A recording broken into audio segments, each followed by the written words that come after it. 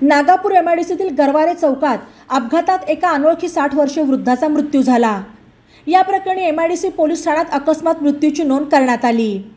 गरवारे चौकात एका 60 वर्षीय अनोळखी पुरुषाचा अपघात झाल्याने त्याला खासगी रुग्णवाहिकेतून शनिवारी 8 जूनला सकाळी 9:57 वाजता जिल्हा रुग्णालयात उपचारासाठी दाखल करण्यात आले। दरम्यान ते मयत झाले असल्याचे तेथील डॉक्टरांनी तपासणी करून घोषित केले। तशी माहिती वैद्यकीय अधिकारी डॉक्टर बोठे यांनी रुग्णालयात नेमणुकीस असलेले पोलीस अंमलदार जठार यांना दिली। त्यांनी दिलेल्या खबरीवरून एमआयडीसी पोलीस ठाण्यात अकस्मात मृत्यूची नोंद करण्यात आली। दरम्यान मयत वृद्धाची ओळख पटली नसून त्यांना कोणत्या वाहनाने धडक दिली हे देखील समोर आलेले नाही। अधिक तपास पोलीस अंमलदार दिवटे करत आहेत। ई नवा मराठा यूट्यूब चॅनलला सबस्क्राइब करा आणि बेल आयकॉनवर प्रेस करा।